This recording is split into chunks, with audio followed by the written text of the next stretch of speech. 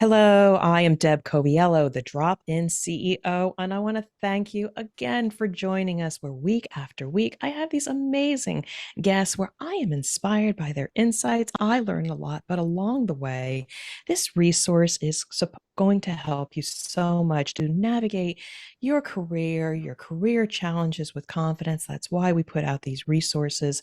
And it is my honor this week to introduce and share the mic with Dale Thomas, who is the founder of Actionable Ops, and experienced strategic operations executive with a proven track record of driving innovations through the integration of advanced technologies and with a deep understanding of the technical and ethical aspects of AI. And we're going to go there. He positions himself as a thought leader in the field of AI implementation for small and medium sized businesses. And again, that's where I play. And also, he is the author of The Ultimate Guide to Artificial Intelligence for Business, for Small Business Success. We're going to talk all about that. And he's also a family man, credits his loving wife and his wonderful daughter for supporting his crazy ideas like writing the book and this amazing journey. Welcome to the show, Dale. Thank you. Thank you for having me. I'm really excited to be here. And I am too. I mean, I really enjoyed our discovery conversation. And I said, "Ooh, I have not really had anybody talk about AI. I'm a little bit of a late adopter in artificial intelligence, but I will tell you, as I've dipped my toe as a small business owner, oh my, it creates some amazing efficiencies. Doesn't replace me, but it certainly helps. But with that, I would love for you to share a bit about yourself with my audience and your journey, and how did you arrive at the work that you're doing now? Sure. So, um, I've always been in technology for most of my adult life. I did do a stint in the music business back in the '90s when I was trying to figure out what I wanted to do when I grew up. But it's always been around technology. I spent 10 years at Microsoft in the Seattle area, where I really got um, to be able to look at how software was developed and from an operational perspective. I spent a good chunk of my time at Microsoft chasing down bad guys on our network. Um, oh, excuse me. And then I transitioned to the startup world about 13 years ago. Spent time at four different startups, all doing operations. So operations have been a big part of my career. Um, and then a couple of years ago, I decided I wanted to start doing more operational consulting. A year or so ago, I went full time doing the consulting, and ChatGPT and a lot of these different tools were coming online. I started exploring these tools and really found a passion for using them. I'm a kind of a productivity junkie, and I love tools that just help me become more efficient. And of course, AI is really good at doing that. So I fell in love with using it the moment I learned that I could upload spreadsheets or financial reports, and it was able to find the needle in the haystack or help me tell a story that I couldn't do if I was just looking at one spreadsheet or one report. And then I just decided that it was such a passion of mine, and there was a big opportunity to help other business owners, that I completely pivoted the business to AI with a specialization in implementation, and also policy development and governance for small business. So that's what got me to where I'm at right now. So very interesting, and thank you. And this kind of leads me to the next question, because obviously you've got to be passionate about what you do Mm-hmm. and tell the world about your expertise, but you're not for everyone. Some people say, I don't need that. It's the latest great fad. But what tell me a little bit more about the person that has taken your advice, does embrace IO. Who is your target business owner? What are they feeling? Where are they at in their journey? So that if you're out there, I want you to connect with Dale. Sure. Most of the clients I work with and who we target, we say small to medium sized businesses. And depending on what your definition of a medium sized business is, I think a lot of times very small, under $20 million dollars a year in revenue, a lot of the mom and pops, because I think you know, before I started Actionable Ops, and for a time, when I left the startup space, I owned several children's retail um, franchise stores, and saw some of the challenges mom and pops go through by owning a retail store. So I kind of have a soft spot for helping them out. So the small to medium sized business owners and leaders are really who I gravitate towards. Organization that Organizations that are looking to either implement AI, don't know where to start, are fearful of AI. Um, Maybe business owners with more limited technical expertise. Because I certainly, if folks are overly technical, they probably know everything, or more than I do. Um, and then we just try to help out even nonprofits. We do work with many different foundations to help them with their operations and their AI. So it's a little bit of a mix, but we are looking at pivoting, and not pivoting, but specializing more in some of the more service oriented businesses. So I'm curious though, because you talk about the people that maybe not tech savvy, the mom and pops, and I almost feel like there's potentially a reservation to take this leap of faith into technology and how it's going to help them. Because wouldn't it be just a mindset issue of like, I got to do something different? So I'm really curious, like, where are they at maybe mentally or in their journey to say, okay, I need some help. And let me talk to this guy, Dale, because they're so ingrained in what they know. They're small, that it's out of survival. How do you flip them? How do you educate them to say, okay, I got to do things completely different, potentially as AI a solution? Because I think it almost feels like you're swimming upstream to the to the people that really need you. It's an interesting question. So it's funny. I was talking to somebody a few weeks ago who does very similar things, and we were talking about customer acquisition. And this was a former leader at Microsoft and very, very smart guy. And I said, well, how are you talking to small business owners or business owners about AI? And he's like, I don't talk about AI. That's not what we do. I said, well, what do you talk about? And his whole thing was, we provide them a solution to their problem, but we don't tell them it's AI. They know it's AI, but we don't scare them by saying it's AI, because some people have this preconceived idea of what it is, that Yes. it's this awful thing that's going to come take their jobs, or that it's going to take over the world. And so when we start talking to business owners, and they may be aware of AI. I mean, I don't know how you can be around without knowing something about it.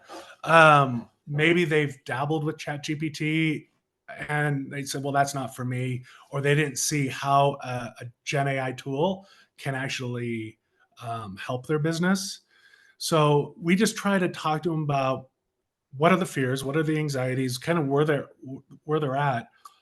Talk to them about how AI may actually take jobs, and I'm very honest about that. It will take some jobs, but it'll also help reskill other employees. Um, and that seems, and once you start showing them some of the different really cool things that you can do with, especially Gen AI and Vision AI, they start seeing things in a different light. You start explaining to these business owners that they've most likely already use AI if they have a Google Home, or any speaker device, Alexa or Siri. That's all AI. If they're using, I forget what Apple's mapping GPS software is, but Google has Android Auto. That's all AI driven type of technology. So people use it, and sometimes you just have to point this out to people that it's already here. It's been here since the 50s in some capacity.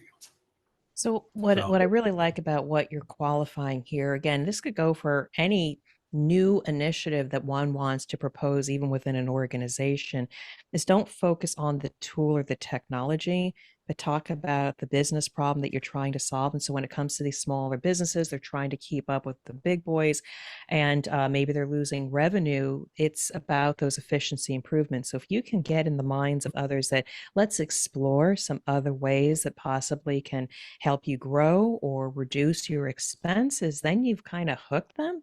And then you say, have you right, heard of this thing about AI? Let me show you a few ways that maybe we might be able to improve your operations. So, absolutely. yeah. Keep going. Yeah. Oh, so that's okay. Yeah. So when we think about that, so then let's just say you get in somebody's head, sure, I'm interested in efficiency improvements, but then like what would Mhm. then that journey that you take them on? So again, it's more about what would it be like to work with you is like what would then be your next step in developing a strategy that does leverage the power of AI? Sure. Normally, excuse me, it's if their windows open into kind of discovering some of the potentials of AI. It's meeting with the business owner, the leader, and discussing kind of what they're currently using, what their tool stack looks like.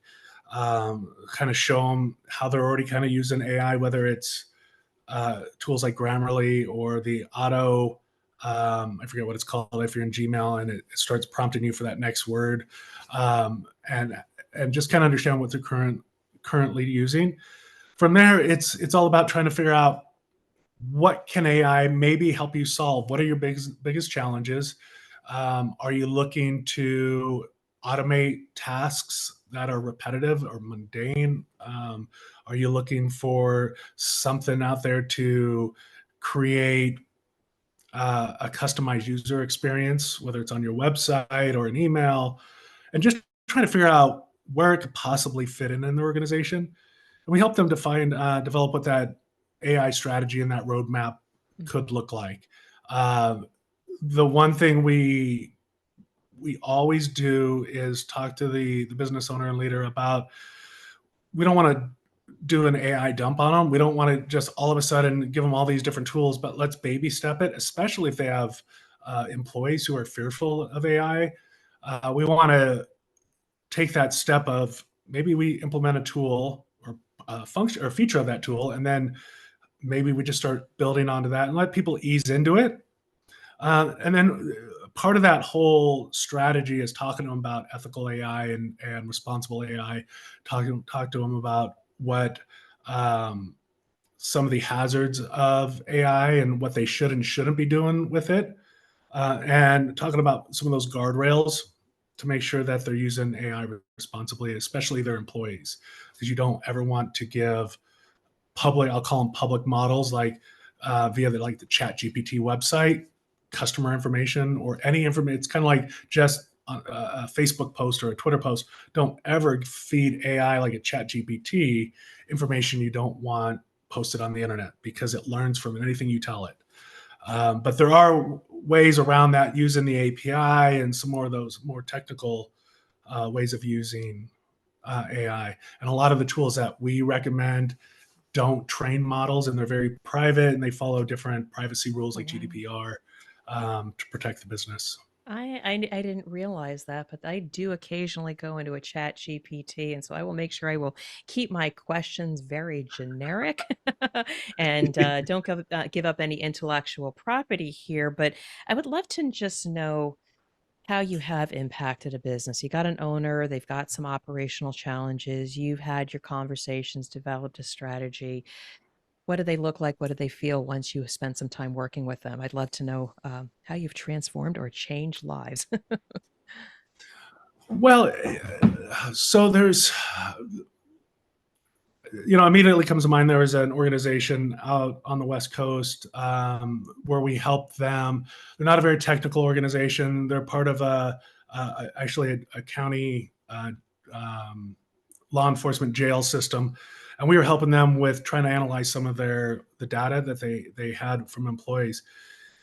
And they came to us, and all they wanted to do was really understand kind of the employee sentiment of how their employees were feeling. It was right before a negotiation with their particular union, so we did a survey of their employees. And one of the cool things is with AI is you can do the sentiment analysis on some of the words that people say in surveys or any kind of text field, or whether they're talking to you. And it was really cool to be able to do all these analytics. But what was really cool was seeing how we can do the sentiment analysis on what their employees were really saying and how they were really feeling. One employee may say a particular phrase or a sentence which may be kind of benign, but when you start taking a look at everything that person's saying or everything all the employees are saying and put it together, it paints a completely different picture at times.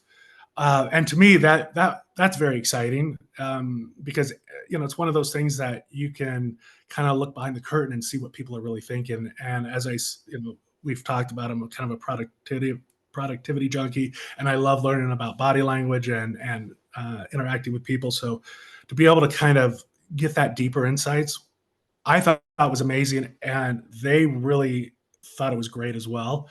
Um, and we were just able to completely help them create their strategy for how they're going to go about their negotiations, it was really neat to see an organization leverage AI in such a impactful way.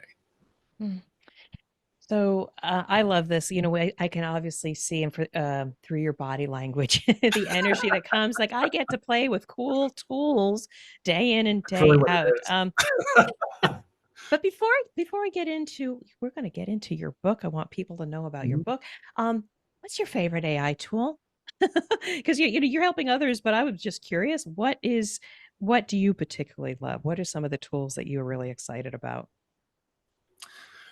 So there's a couple tools. One we talked about right before we started recording. It's a brand new tool, but the tool I'm most excited about is I'm actually a implementation partner of as well, because I love the product so much. Is a tool called TextCortex, and they are the ultimate AI chatbot. So it's part Chat GPT, part Grammarly. It's a collection of tools, but they have a platform where you can do regular chats like you would with Chat GPT. You can still connect to GPT-4. Hopefully, I know OpenAI came out with a brand new model yesterday. Hopefully, they'll be implementing that new model. You can connect to the Claude models, which are the other popular models out there. And because you're doing it through the API, it's not learning. But one of the number one reasons I started going and working with TextCortex is because they had this concept of knowledge bases. Now, as you know from using ChatGPT, once you give it information, it's there. But to be able to try to interact with it more and more, it becomes challenging. So if you have a knowledge base, so let's say you're in HR and you put all your policies in one knowledge base. Now employees can go and start asking these free text questions. How much vacation time do I get? What's the policy around, I don't know, drinking on the job or whatever it is, and to start having these different conversations with it, and it will sync from your Microsoft OneDrive or your Google Drive over to the platform. So it's basically just add the documents to the drive, and it does its thing. It allowed me to also put all my client information in one area. And so I have my client folder there. I have my actionable ops folder that has my marketing strategy and our philosophy. So now I can choose both my client folder and my actionable ops folder and create a strategy for that client based off of our philosophy. So it mixes both of them, which to me was really exciting when I was out there trying to find a tool.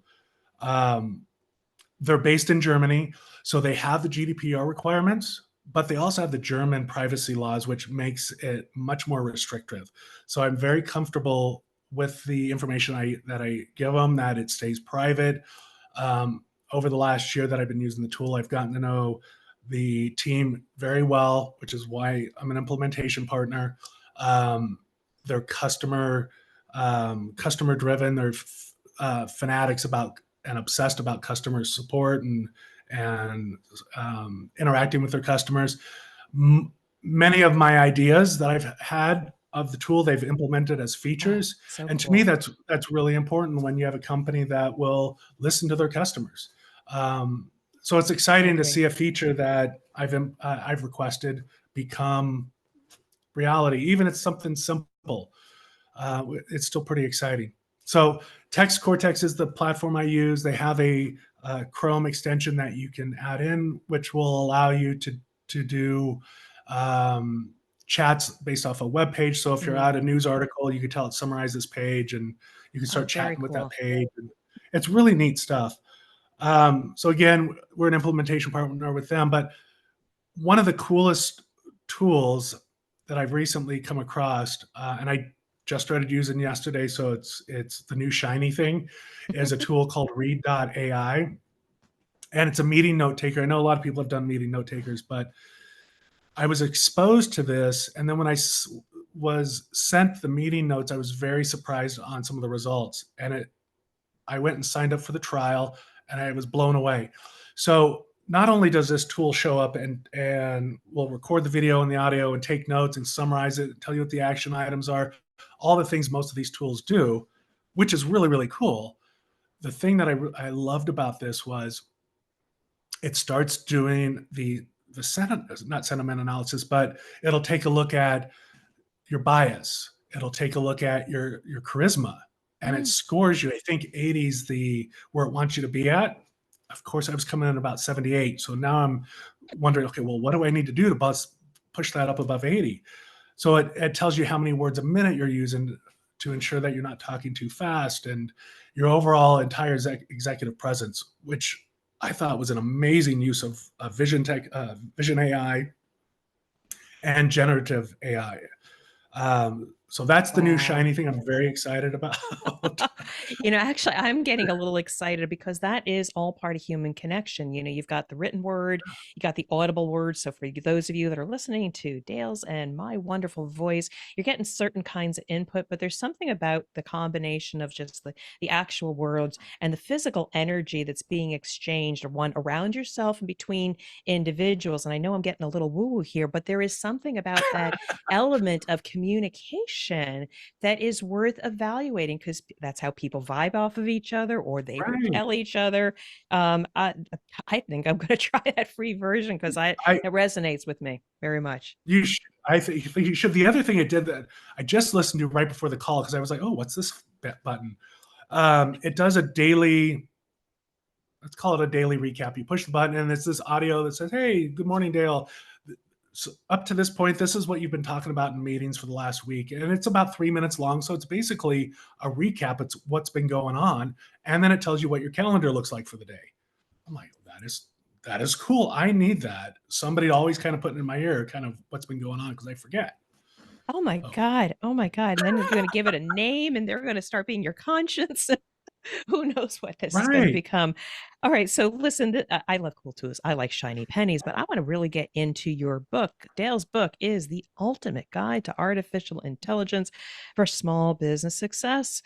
What inspired you to write the book, and what were you hoping to accomplish with it? Sure. So one small correction, and I may have given it to you incorrectly. It's actually the ultimate AI guide to small business success. And I only Okay. say that because I've noticed if you go searching for it on Amazon, if you don't get it almost 100% correct, Amazon thinks it can't find it. Oh dear. Um, Okay. so I apologize if I probably gave it to you wrong and typing it fast. But it's the ultimate You can AI show the guide. you can show the book again so we can see, so our visual listeners. The Ultimate So AI Guide for Small Business Success. Okay, we got yeah, it. perfect. And it is a very small read. People have told me they've read it in an afternoon, which is great. It was intentionally not supposed to be very big, and intentionally for multiple reasons. One, I know that the technology was going to change. There's technology I talk about, and the book's only been out for 2 months, and it's outdated already. Um, and two was it was the first book I wrote, and all the research I did on writing a book said 160 page for a business type of book. And of course, Microsoft Word said my book was 200 pages, so I thought I was doing good until I went to have it published, and it was 120 pages. So that was part of why it's so small. But I wrote the book for a variety of different reasons. One, it, I was just kind of curious. I've seen people write a book. I've never really had a big desire to, but part of it was just being selfish. Of I wanted to kind of just share some of my knowledge and be more of an authority figure in this space. Um, and when I started talking to my chat bot on TextCortex, and the very first sentence of the very first paragraph is talking about how I used AI in the book because all my sarcastic friends think they're being witty by asking me if I used AI in the book. Of course I did. It's a book on AI. So um, the first thing I'd done is just simply asked it, if you're going to write a book on AI for small business, what would the kind of the chapters look like? What would that framework look like? And as it was spitting out all the different chapters, I was like, well, I know about that. I knew about 80, 90% of, and there was about 10% where I didn't really know. And it's that 10%. And mainly that 10% was around specific tools for specific use cases for like a landscaping business. That's really where I leveraged AI, and the book wrote about 10%, but 90% of it was mine. And so that's really how the book came about, was just more, it was a new kind of shiny thing of I could accomplish it and do it. It was a way to help out other small business owners. Now I give it away when I do workshops, or um, if I'm doing a presentation, especially um, for like how could I put it? I work with J Read Indeed, which is Justin Reed from the Kansas City Chiefs has this foundation that helps um, youth and technology. So sometimes I'll speak at one of their events, and we'll give away copies of the book to the kids. But that's really why I wrote it. It wasn't. I didn't really want to write it to sell 1 million copies. If that happens, great. But it's more or less to help people more become aware, and to share my knowledge, and get my name out there a little bit. And I'm curious, though, what differentiates you, because there must be, again, this is my challenge as a small business owner. Oh, you're a business consultant. Oh, you're a fractional, operations leader. There's a whole bunch of you out there. And I say, nay, I'm the drop-in CEO, and this is how I drop into businesses. I don't just solve the technical issue. I bring in smart people like you, but I also elevate the leadership, et cetera. I'd love to know, either maybe your customers have told you this, or inherently, what differentiates you from any other consultant that says, I'm going to solve your operational issues with AI? What makes you different, or what have people said about you? Well, I think there's a few things that come to mind. One, I always talk about ethical AI and responsible AI, and the use of how businesses are using it. Two, um, I will always tell people I'm not an expert in AI. There's a lot of people that you'll see on LinkedIn who go, I'm an AI expert, and you look at their LinkedIn profile and they've been using ChatGPT for 6 months, and all of a sudden they're an AI expert. It's a While the field's AI has been around for 50 years, really within the last few years is when most people have started becoming familiar with it. That, in my opinion, doesn't create experts. It creates a lot of power users and enthusiasts. Um, and so I say I'm an explorer, which I adopted from another organization out there, and I heard them talk about it. I'm like, that's really what we are, because it's about AI is really kind of this, it's the Wild West right now, and we're all on this new frontier trying to kind of figure it all out. So we're more explorers at this point than experts. A partner that we organization that we partner with, who's done 150 AI deployments in the last 10 years. They worked with all the major organizations here in Kansas City. They're experts, and they're experts around machine learning and true artificial intelligence. um, but I think there's only a few of those. So I'm very honest with people in that respect. The differentiator is, I'm not looking to just take your money. I don't really care about that. I want to make sure that we're solving a problem that really helps you out. And if there's money to be made, of course I want to make money, but I'm not looking to make all my money from one person. If I make a little bit of money as we're trying to help you out, great. But I'd rather be very honest with people and tell them, you don't need AI to solve that problem. Or maybe you do need AI to solve that problem. But I'm not one of these folks also that's into like the consultative selling and all of that. I just try to be very just ethical and honest with people about what we can do. And if we can't do it, and I can't find one of my partners that can, we'll tell you. And I'm about to give up a proposal today because I don't think we're going to be the right fit, and it's a lot of money, unfortunately. But I'd rather take that approach than try to say that we can do absolutely everything and then panic when we can't. I love what you said about being an explorer versus the expert, because if nothing else, sometimes when somebody's looking for a solution, are they the expert? Do I trust them? It's more about how do I feel? And I'm even thinking about myself. I mean, yeah, there's smarter people than me in the area of quality and operational excellence, but it's about how you make that potential client feel.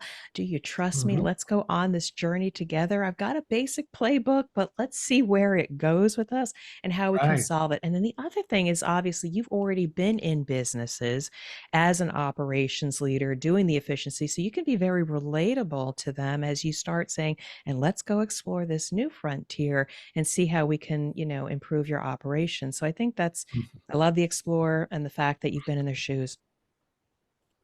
Yeah, and that's yeah, and I think that that's a great differentiator there. That and I love this technology. I love the Yeah. operational space. I love the AI space. I love connecting with tools and trying to solve people's problems. And to your point, and I've been there. I understand it from their perspective because I've had multiple businesses at various times. So what has a business said about the impact that your partners have had on their business? Because, okay, let's just very quickly, what was their issue? What did you do? What did they say when you were done? Immediately, only because I talked about it once, solving the law enforcement organizations challenges was once, and they were just, or was one that immediately comes to mind because they were very impressed by the data um, that I was able Okay. to give them and solve their problems. Um, there is another local. I'm based here in Kansas City. Another company that we did very similar work about around their reporting, and I had an executive come to me. They had a big presentation to do. And they needed to report and do a presentation on all this different data.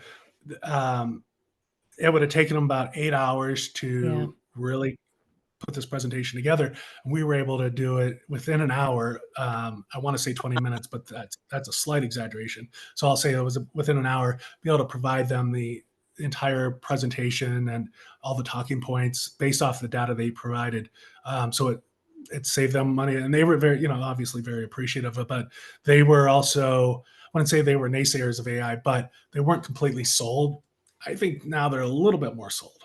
And what I love about that is that they had an immediate urgency and you were able to at least get the core information or essence of what they wanted to communicate. And then they could focus more on that physical energy. How are they going to interact? How are they going to deliver the message, which is probably more impactful. Even if you flub up the content, people will forgive you. It's how they made you feel. I'm excited for more people to hear about your work. And again, your book, The Ultimate AI Guide. I want to make sure I got the title Yeah, right. I want everybody to check that out because, again, if you're new to this space, it's a good, quick read. It's going to give you some insights and things to think about. You may be able to implement some of these philosophies yourself. Keep in mind the ethical challenges as well. Or you might want to reach out to Dale Thomas to be that guide with you on your AI journey. But I'd love to give you the floor one last time to share any last thoughts with our listeners or how they can contact you. sure. Well, we're here to help. And again, if your listeners have any questions around AI, happy to provide some answers. Again, if I don't know the answer, I'll either get it for you or refer you over to somebody who specializes in that piece of AI. They can always contact me directly at my email, which is Dale, DALE, at actionableops.com. And that's also, of course, our website, actionableops.com. All right. You have been an amazing guest. I so appreciate you Thank you. dropping in. And I just want to wish you well, continued success, buy the book. And uh, thank you for being just an amazing conversation with me. Take care. Thank you. Thank you for having me.